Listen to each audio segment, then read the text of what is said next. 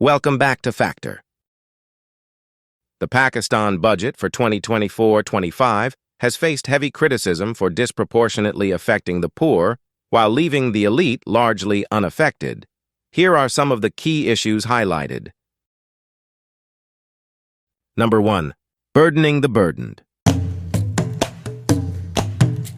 Instead of expanding the tax net to include more taxpayers, the budget deepens the tax burden on those already paying. It increases taxes on the salaried class to collect an additional 75 billion rupees, which has already suffered significant purchasing power loss over the past 5 years. Number 2. Not increasing tax rate on banks. In the Pakistan Budget 2024, banks have continued to earn significantly from government debt, amassing nearly 10 trillion rupees in interest. Despite these substantial earnings, the tax rate on bank profits has been maintained at 35%, contrary to earlier announcements which suggested an increase to 45%.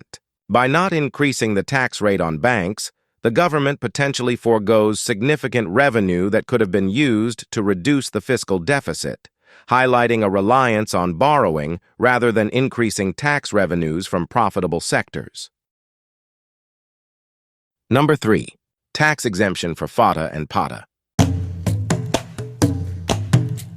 Although provincially administered tribal areas, also called PATA, has been part of Pakistan for over half a century, and federally administered tribal areas, also called FATA, merged with Khyber Pakhtunkhwa 5 years ago, both regions continue to enjoy unmatched privileges by not being liable to sales tax, amounting to approximately 60 billion rupees. Despite goods produced in these regions being sold nationwide, the tax exemptions granted to FATA and PATA remain, providing an unfair advantage and protecting elite businesses operating there from competition.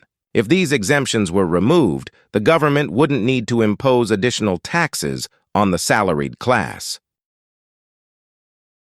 Number 4. No action against petrol and diesel smuggling.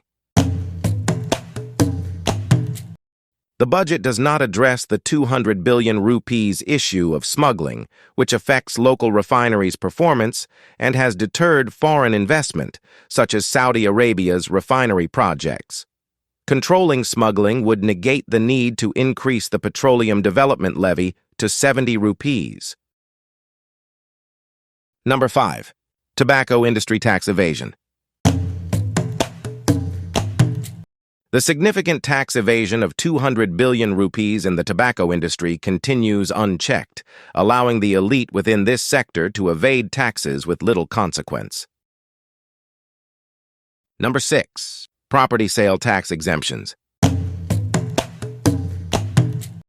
Serving and retired government employees enjoy tax exemptions on property sales, perpetuating economic disparities and benefiting the elite class. These exemptions are unjustified, as current and former government employees are already considered among the well-off. Number 7. Government employees' salary increase. The budget includes a 25% salary increase for government employees, benefiting them but not addressing broader economic issues faced by other sectors. This increase adds further burden on the poor. Number 8. Perks for high-ranking officials. Elite officials continue to receive free utilities, subsidized petrol, vehicle buybacks, and subsidized plots, ensuring they remain unaffected by the budget's economic challenges. This sends the wrong message to the poor, who face increased burdens while high-ranking officials enjoy continued perks. Number 9. Unresolved pension burden. The budget fails to address the growing pension obligations, which have already crossed the 1 trillion rupees benchmark, remaining a looming fiscal challenge that primarily impacts the broader populace rather than the elite. Number 10. Increased parliamentarian salaries and perks. Parliamentarians receive salary increments and perks, such as an increase in free foreign air tickets from 25 to 30 and a rise in domestic travel allowance from 10 rupees per kilometer to 25 rupees per kilometer. These benefits starkly contrast with the economic hardships faced by the general public. Conclusion.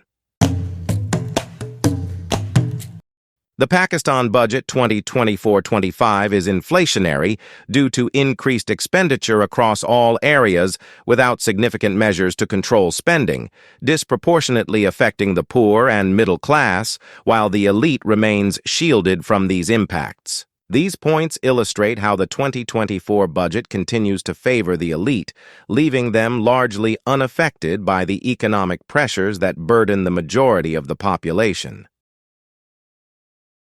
See you soon on Factor.